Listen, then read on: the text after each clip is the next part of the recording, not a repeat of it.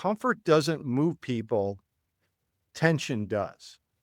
And when you think about creating urgency, it's all about revealing, for example, the cost of inaction, making that risk personal and immediate, creating tension between the status quo and some future state, and providing a clear and low friction path towards resolution. Welcome to Connect to Market. I'm Casey Cheshire. Join us as we learn from marketing leaders who are driving founder-led growth. We're sponsored by Ringmaster, building B2B podcasts and communities to reconnect you with your audience. All right, here we go. I'm excited. I got to tell you, the guest today, I've chatted with him before on my other podcast. It is just always such a great time. It's fun, but man, your brain will be smoking by the end of this. And that is what we're here for today. Shout out to our Connect to Market community. We have an expert series here. We have an expert conversation, talking with a good friend, a fantastic marketing leader, and he is a thought leader for marketing leaders. If that gives you any clue to who we're going to be talking about here today. Absolute great guy.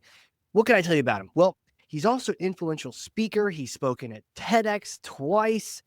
He's a prolific author. He has written both facts and fiction. And we'll link to the different places and we'll talk more about that in a second. But he has written so many things. Entrepreneur of the Year in 2023, many, many more things. He's got the best-selling author of The High Velocity Digital Marketing. Highly recommend that one. Be a startup superstar. And you've got a new one coming out that we're going to tease you about and tell you all about here today. Marketing advisor, Insight Partners, Steve Kahan. Welcome back. Thank you for having me, Casey. Man, there's just so many things. You've got fiction. You've got the new book coming out, which we'll tease in a second. You've all these things happening. I don't know how you keep it all straight. Me either. I think the way that I do it is having a great and wonderful wife. Amen. Doesn't that just solve all of life's problems, right? It does. Well, hey, I want to ask you our first question. So in order to do that, I have to put on this giant foam finger. I need to ask you, Steve, what is the number one thing that marketers need to do in order to connect to their market?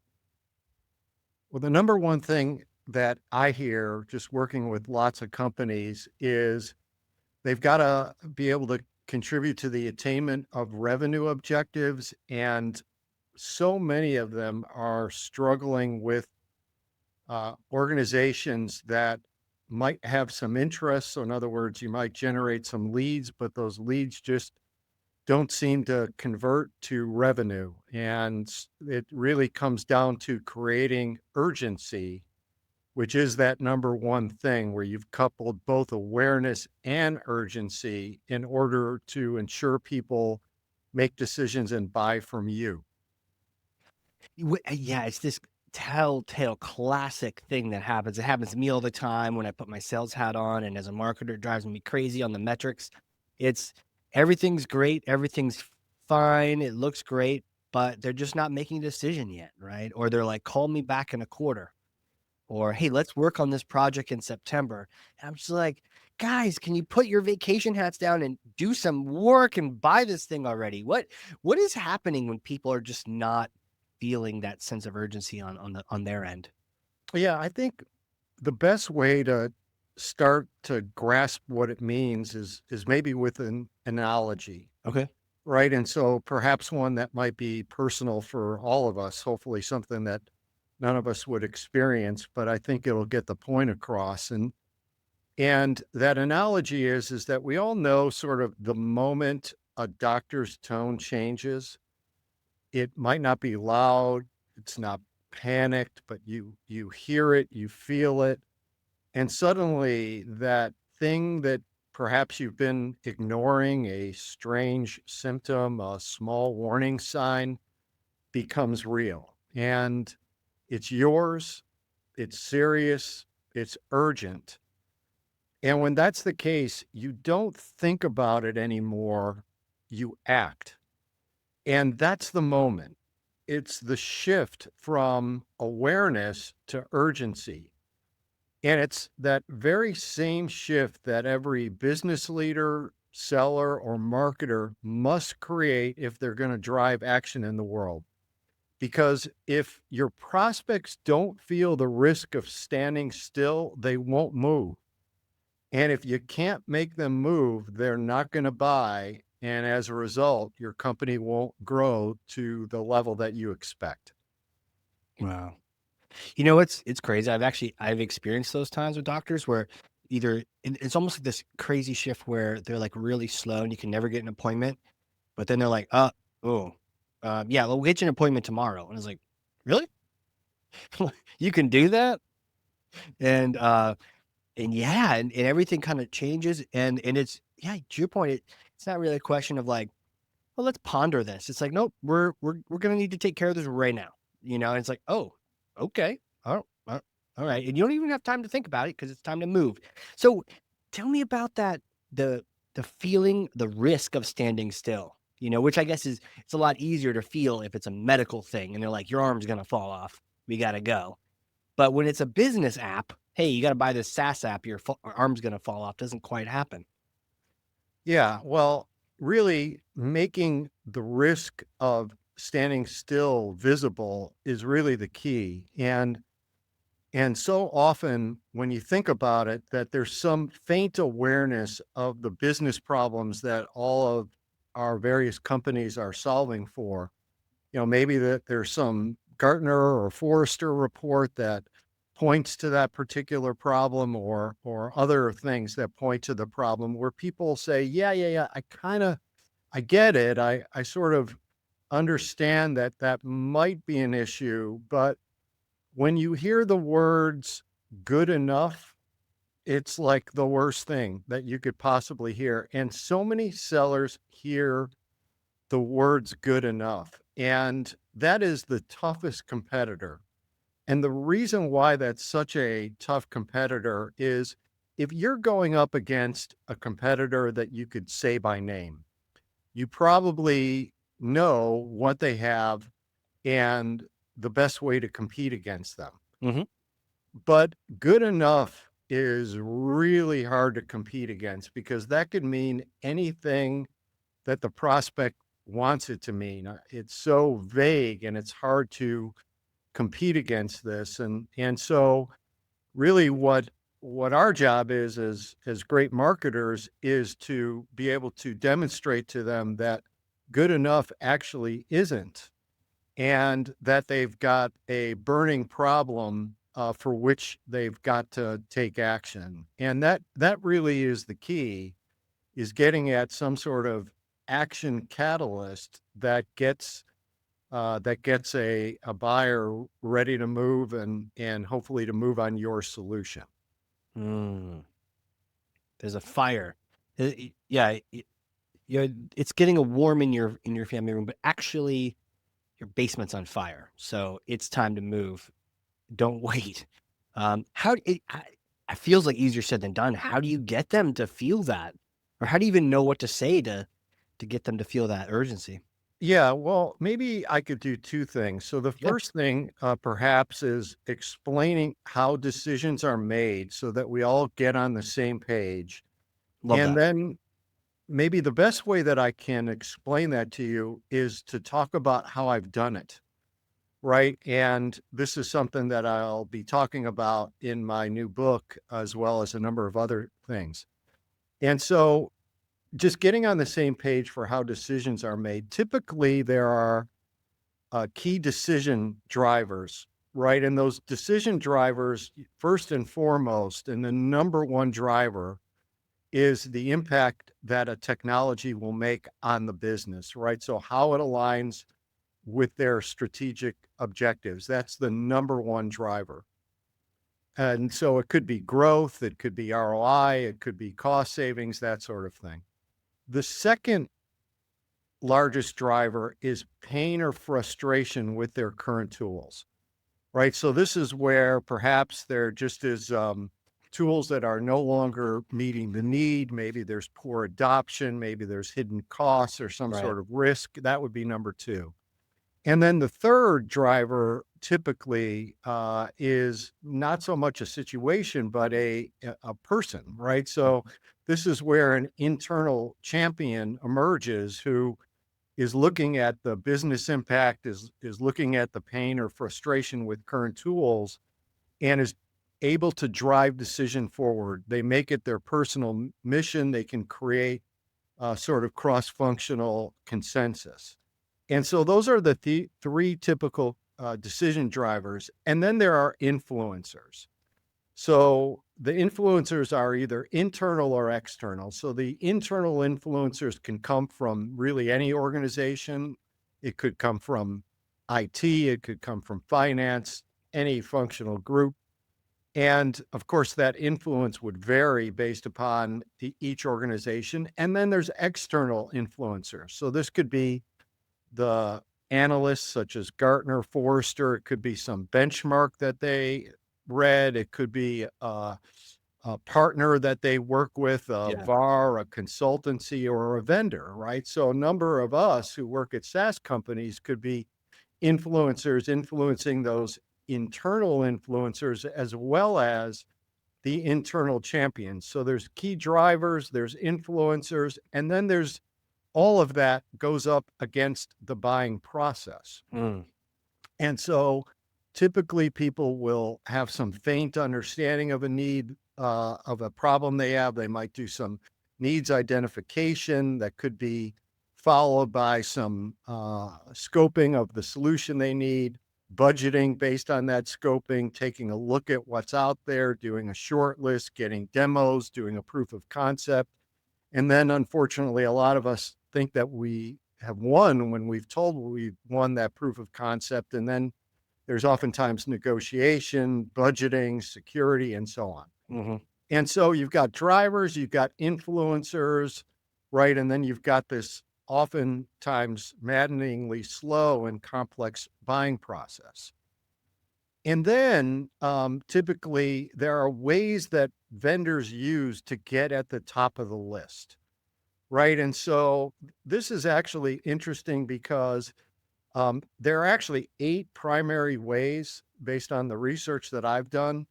So, for example, just to cover a few of them, Yeah. vendors might talk about how they're solving an urgent pain, such as compliance.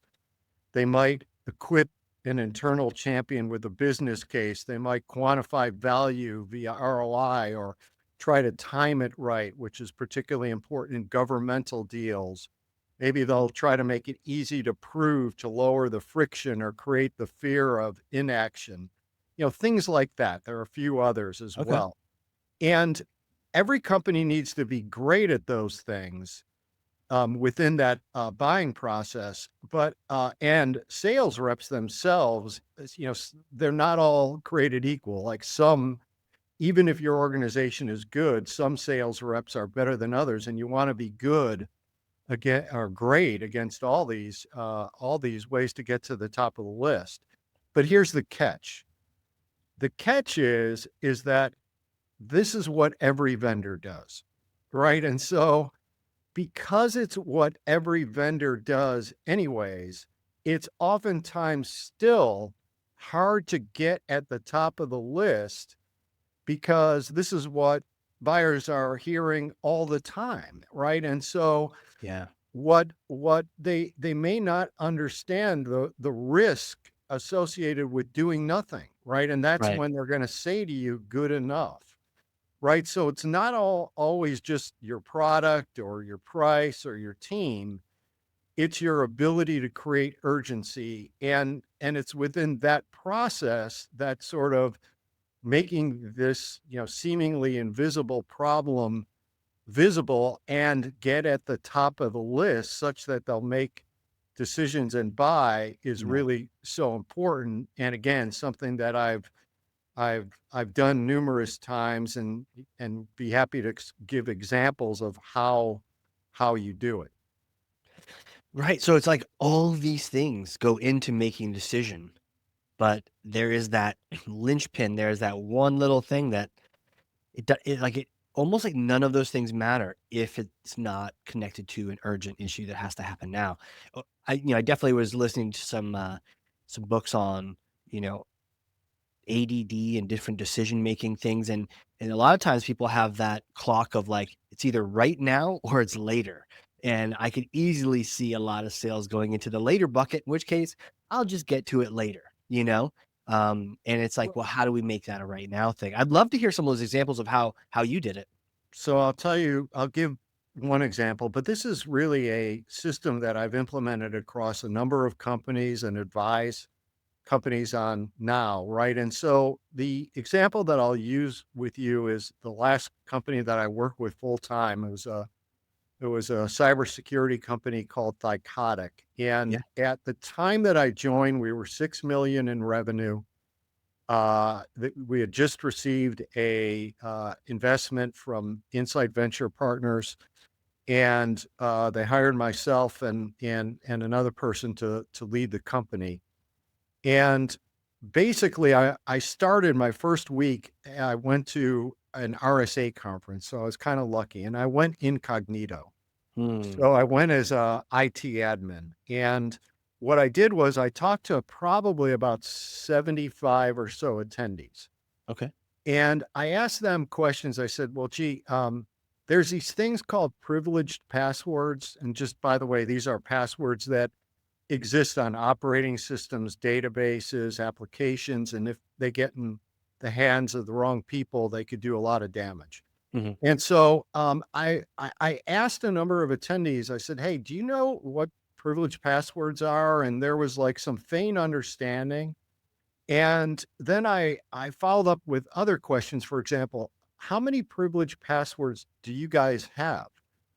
And other IT admin security people, they admitted to me as just another attendee that they had no idea. And then I said, "Well, gee, neither do we. How do you guys even manage them?" And they said, "Well, if we manage them, we'll track them in spreadsheets." And then I would talk to security people and say, "Well, do you guys have security policies for these privileged passwords? Seems to me that they're pretty important. There should be policies around them." And most organizations, or most people that I spoke with said that they didn't, or if they said they didn't, I said, "Give me an example of one." They sort of stumbled a little bit, right? So it wasn't surprising to me that in the case of Thycotic, what I learned in that first week was, hey, there was some awareness, but we were sort of out of sight, out of mind. There wasn't a lot of urgency, and as a result, sales were sort of flatlined. And so this was a situation that I've dealt with before. And so it's kind of like a 5-step solution, right? And of course, listeners can apply this to their business. So it started with that level of understanding of actually what was going on. And then the first thing that I try to do is to see what's written in the analyst community. And so I found this 2-page report by Forrester that said that 80% of all security incidents were due to weak or stolen privileged passwords. And I asked people around the company, I said, have you guys seen this? Right. And some people said, yeah, we did. Some said they didn't. Right. And so I was like, oh my goodness, this is huge. And so it was my job to then, because that underscored the need, was to amplify that everywhere. So that was really step one. And most organizations that I talk to, they might say, well, gee, we don't have something that's that direct or that good. And It's true, right? Security does have like a pain element built into it.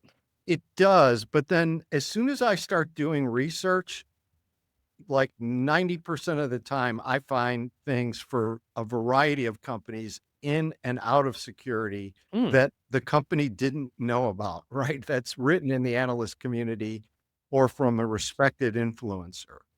And it really starts with finding that and then underscoring and amplifying it everywhere. That's step one. Step two was that I needed to create personal urgency. So remember, I mentioned that a lot of these people didn't know how many privileged passwords they had. Right. And we had in our product, our paid for product, a really good discovery feature that would discover the passwords that a company had. Yeah. And so the first decision I made was to say, okay, gee, we're going to keep it in our tool, but we're going to give that away for free. So Uh-huh. we're going to create a free password discovery tool. We'll chunk it up by Unix and Microsoft so I could target my marketing. And it would give you a beautiful report so that you now know the privileged passwords that you actually have at a point in time. And then we would do some analysis in that report that would quickly be spit out for you immediately. That would say, here's what you've got, and here's what this means, and here's what you need to do. Right. So it created personal urgency. Then the next step is that I wanted to create more analyst quality research that would create more market urgency. So we did a industry report called the State of Privileged Password Management, in which we categorized various parts of the privilege management and security, and then we benchmarked how organizations were doing and did a groundbreaking report where we had our own proprietary research that built on Forrester's, and then ultimately Gartner said the same thing in terms of the importance and the security risk for those privileged passwords. Okay. And so now we had a significantly more information to underscore that problem that we would broadcast everywhere. Wow. And it was all proprietary. So this was stuff that once we would arm sales, our partners, et cetera, whether it was our podcasts, webinars, that nobody else, none of our competitors were saying. So we amplified the analysts, we created personal urgency, we created market urgency, and then we created more personal urgency that would enable a buyer to use as ammunition to justify a purchase. Right. So we created a tool called the Privileged Password Security Benchmark, which mirrored the categories that we did in our industry research report, where someone could come to our site, answer some questions. It would take about 7 or 8 minutes, and they'd get a grade like they're in university, A through F, in the various categories and overall. So now they had a grade of how they were doing.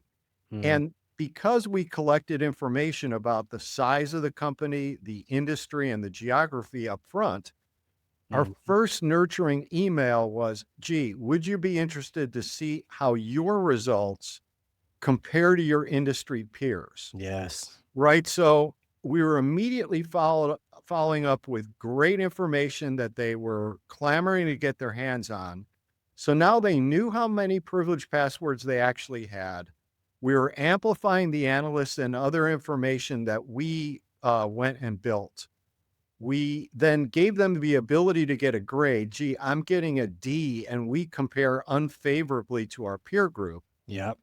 So it was more measurable personal urgency. And then the final step in the system was aligning buyers. So if you recall it, as I mentioned at RSA, that a lot of the security people, whether it's CISO or our VP of IT security, they really didn't know what security policies they should have Right. for their privileged passwords. So we built out those sample policies for them, and we linked them or aligned them with a number of regulations and marketed them based on the regulations that a company might be subject to.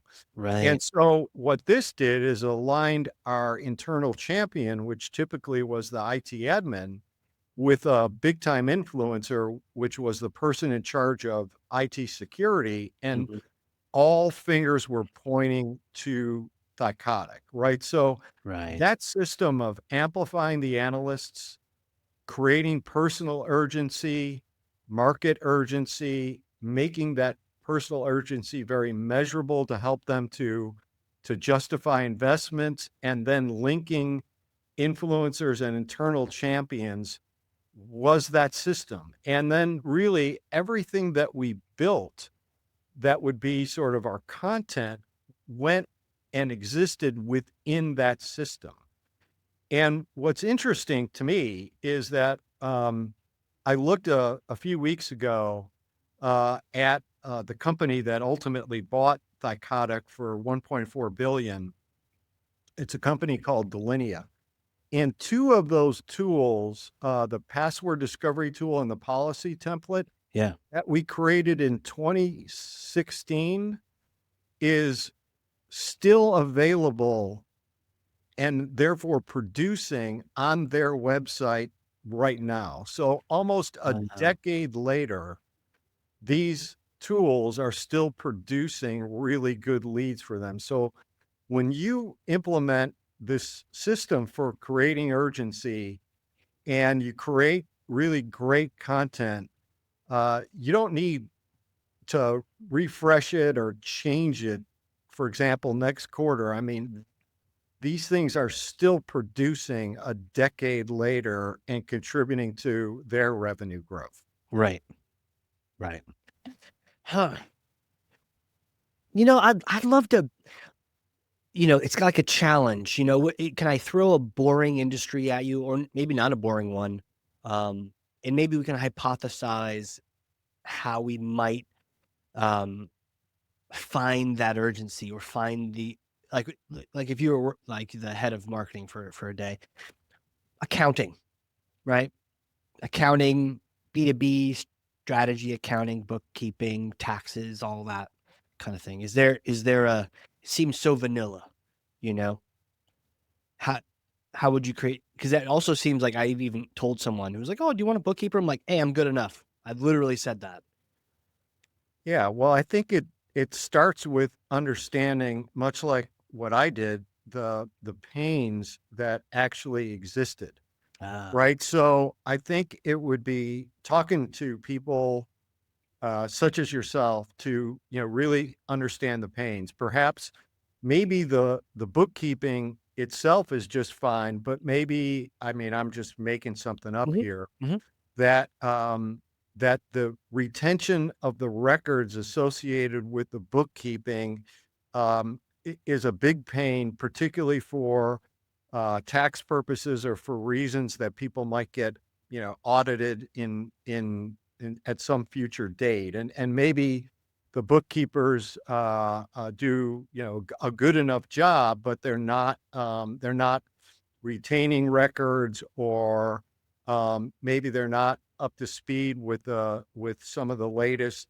deductions that you might be subject to, and or maybe there's some game changing way in which you could reduce your costs of a traditional bookkeeper by incorporating AI, right? So to me, it really starts with understanding what are those pains, right? I'm mm, sure there's a lot that is written within the industry of what people are frustrated with sure. respect to current bookkeepers.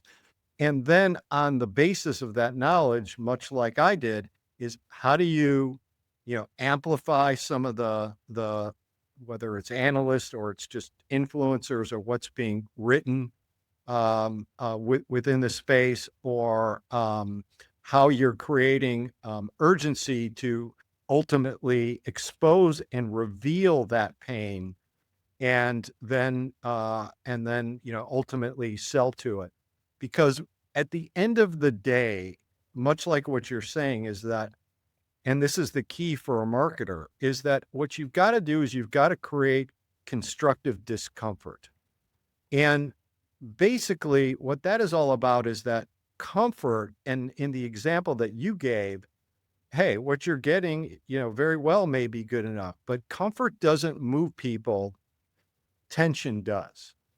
And when you think about creating urgency, it's all about revealing, for example, the cost of inaction, making that risk personal and immediate, creating tension between the status quo and some future state, and providing a clear and low friction path towards resolution. And the way that I think about it is Mm, it's almost like an equation. Yeah. When the pain of standing pat exceeds the pain of change, decisions are made, people buy, and you win. Got it. Okay. Now what about this is close to us, the idea of, let's say now you're marketing for marketing software, marketing to marketers, you know? And a lot of times marketing software can feel very like much like a vitamin. Be nice to have, love to have that new tool, but you know, at the same time, we know everyone's, struggling to get leads. So how do you make that pain bigger than standing still?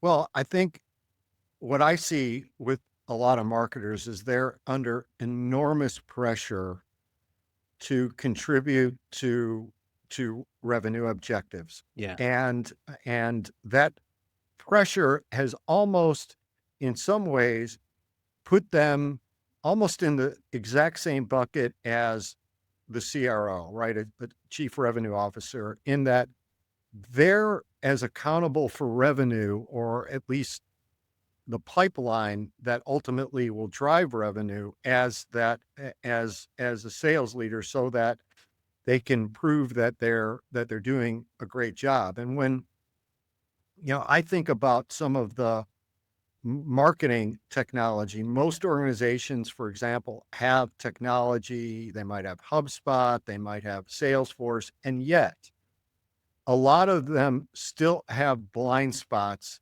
into exactly what contributes to revenue. Exactly what are the conversion metrics, which content is converting to opportunities and pipeline. A lot of marketers today are struggling with declining traffic to their websites, which downstream attracts or affects, I should say, leads, opportunities, and then ultimately deals. And so things are changing. Things are changing fast. I mean, a great example of that is not just understanding organic traffic and the percentage that organic traffic, ultimately is responsible for both pipeline and revenue. But in an era where SEO is just not contributing quite as much, when Gen AI is really sort of taken off, right? There, you need to get more specific as it relates to understanding the proprietary subject matter expert led content that ultimately is picked up by the Gen AI sites like ChatGPT and results in referrals to your website. Right. And those are typically high quality. And if those don't grow, you're probably one of the many that are getting less from Google and therefore seeing traffic declines. And so understanding kind of the nuances and the numbers in the new world that we're in is has never been more important. And so this is visibility that marketers need to have today, and a lot of them don't. Got it. Got it. Right. So, okay. Yeah, I see the step-by-step process. This is really cool how you connect that. Um, and yeah, in my mind, I'm even just thinking about, how can I work in urgency? You know, I guess one good question would be like, it sounds like urgency isn't just a sales tactic. It should be on the marketing side as well. We like the whole team should be addressing this challenge. Yeah, I mean, a lot of organizations are not attacking it properly, right? And as a result, they're not able to help drive prospects through the pipeline. If you look at the pieces of content, for example, that I mentioned to you, right? And there were other pieces of content that contributed as well, but like that discovery tool, that responded to a major pain that people just didn't know how many privileged passwords they had. And to just reveal that for free, right? It's not about, like, a lot of organizations, they might try to implement a system like this, but they'll they'll get out what they can and a bunch of crap, right? And so what I was mentioning in this particular example, and this exists for every company, Sure. is real value, right? So, like, in the case of that discovery tool, that was huge value for the just learning that, right? And knowing For what sure. you had at a point in time, and even getting instruction from us, should you want to manage your privileged passwords manually, here's what you need to do. Now, most organizations didn't want to do it, but we gave them that information as well if they wanted to, right? And that self-assessment was really valuable, or the actual security policies was really valuable. And then taking the extra step of mapping them to a variety of regulations so that they could show how they're helping to achieve compliance. All of this was super valuable, which is why we had so many high quality leads, right? And so, making the, invisible, if you will, visible is really about doing it in a way in which you're not delivering almost marketing BS, but you're really responding to that big pain and delivering tools and content that directly address them, which then position you so well. And what it Mhm. does is, from a marketing perspective, is once you then train your sales force and your partners on what the output of the discovery tool or the grades that someone would get in their self-assessment actually mean. Right now, they're able, think about your sales reps. Like, we had a lot of young, pushy sales reps at Thycotic, and believe me, we wanted them to be that way. But we taught them to follow up in a consultative way, which was, look, hey, what grade did you get? Where didn't you do well? Right. And Yep. so this really enabled our organization, right from the marketing perspective of training sales and partners, to differentiate our approach to follow up vis-a-vis our competitors, in that, look, they were pushy and aggressive too. And we were perceived as, hey, we're just trying to help. So how many privileged passwords did you find? Like, is that a problem for you? Hey, what grade did you get? Where did you do Yep. well? Where didn't you do well? Would you be interested in learning how we can help you? Right. And more often than not, that accelerated the velocity of our leads into opportunities, and then ultimately our opportunities to deals, right? And Mhm. so this system worked remarkably well, and it's the same system. You look at so many companies, number of listeners, like, if you just take a step back and say, gee, how could this apply to our business? And you go meet with a number of your prospects to find out what their challenges are, or you talk with your very smartest techies or SEs and get them to say, like, if we had a free tool that would be the most valuable to our prospects in the industry, what would that be, right? And then, Yeah. of course, have them tell you what the bridge to business is, so that they come up with something that actually relates to your business so that it impacts revenue. Now you could apply this system to your business in ways that will really contribute to pipeline and revenue. Right. Got it. Yeah, makes total sense. In one of my previous companies, we had an assessment that at least showed people where they're at and where they were going and what they're missing and how they compared. And it was sort of more of a paper tool than a tech tool, which also sounds cool. But just something to kind of give, but it was helpful, and it wasn't like a trick. It was something that would really help people understand where they're at. Yeah, I mean, I was working with the organization just this week where, I mean, similar for them, they're in the Microsoft 365 tenant security space. And in their case, there's analyst reports talking about how um, that breaches to cloud is really responsible for a lot of security incidents. Gartner is talking about that. Right. And that having improper configuration is really what leads to it. And so, just using that example and then saying like, okay, is there the potential for a misconfiguration discovery tool? How do they do research around the state of, for example, Microsoft 365 tenant configurations? Is there a way they could do a self-assessment and grades and compare to peers? And what should the policies be around Microsoft 365 tenant configurations? Do organizations understand that?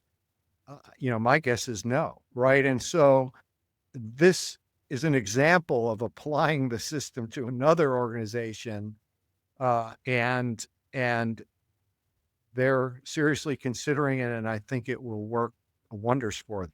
Yeah, man, that's fantastic. Where do you start? Like, what is step one, chapter one?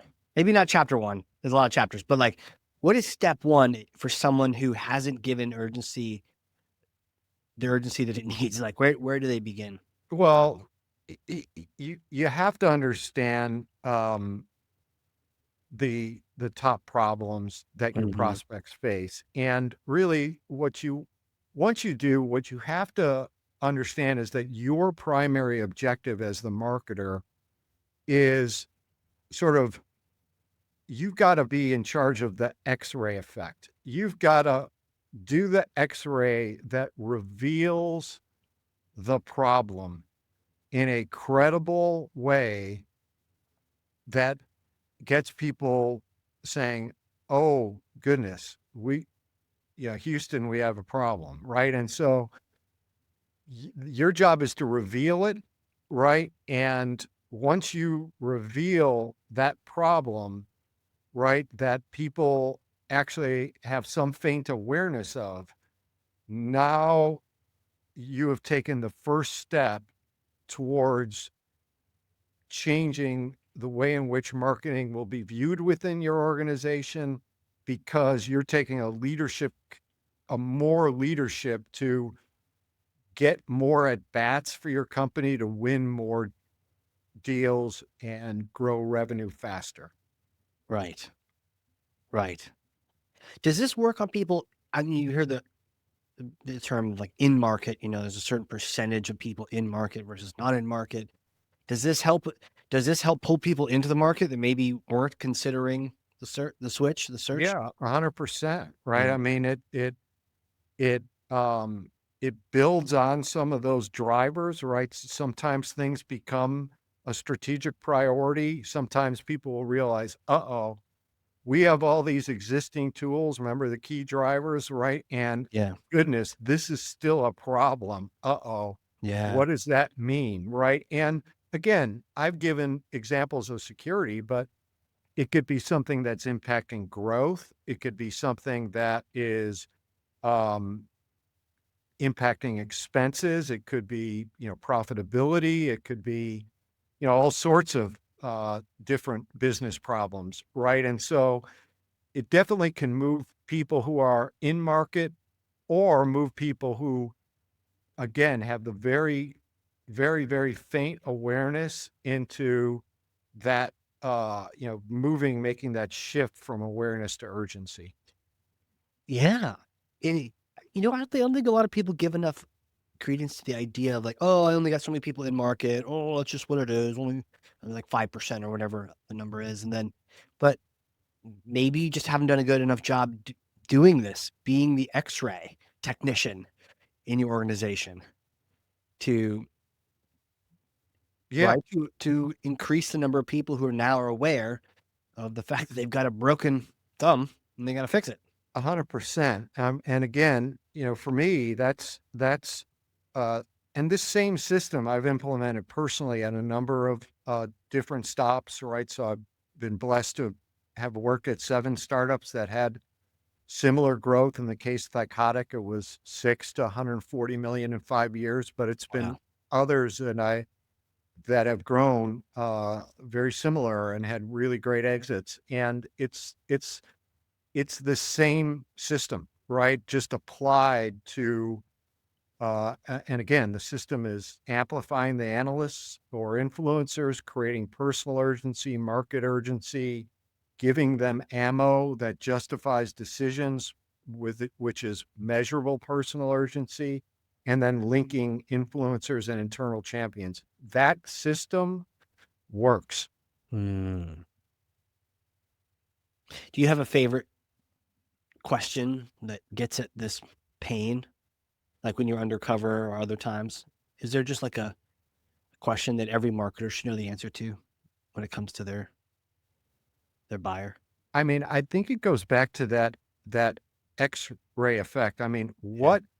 pain, what urgent pain do you need to reveal to prospects for which they have money to spend to solve, right? Or if that second piece isn't there, the for which they have money to spend to solve, of where you're at least revealing that X-ray, that pain, so that you're getting more at bats for then sales to qualify whether they can find the budget in order to solve for that pain.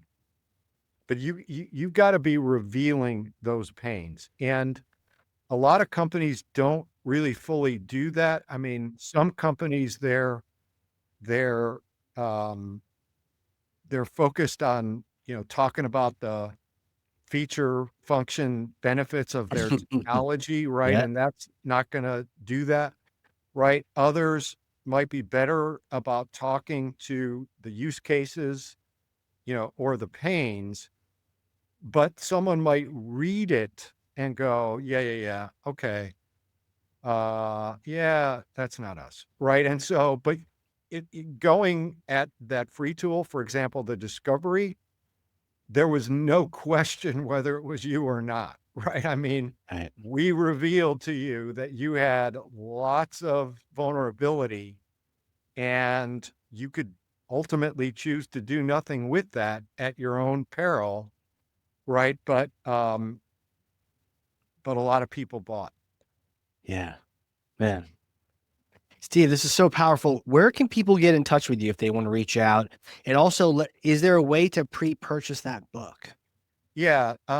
Well, the publisher is working on a publishing date. Okay. So, I mean, if people want to get in touch with me and they want to, email me, I'd be happy to let them know when it comes out. But at steve.kahan, Kahan at yahoo.com. Excellent. Uh, but I also just high velocity digital marketing. Previous book actually is a Wall Street Journal bestseller. It's a good place to start, right? It doesn't get into each of the things that I'm covering here, but it Yeah. sort of helps you to put a great digital marketing foundation together. And then when you couple it with this piece, now you're rolling. Mm. Okay. Man, this is good. And for the Connect Market community, we will definitely uh, give a shout out to the whole community when that book goes live. So make sure you and I stay in touch on that too, because when it comes out, we'll have a party. We'll have a little book launch party for you. Yeah, safe to say the publishing industry, if I've learned one thing, doesn't have the same urgency as SaaS companies. Well, geez, hopefully they'll read your book in the process of printing it and maybe light a fire under them a little bit. Yeah, This maybe. and well, Steve, thank you so much for coming on here. I feel like this has been a masterclass in urgency, and I urgently now need to go and think about the steps I need to take and the understandings I need to get so I can make this happen. But some great things, that idea of the risk of standing still and needing that pain to be higher than that in order to make people move. This was fantastic. So thank you so much for coming on here. You bet. Thanks, Casey. All right, everyone. If you learned something too, I need you to share this thing. Definitely listen and definitely share and shoot Steve a note and get on the list so we can get his book.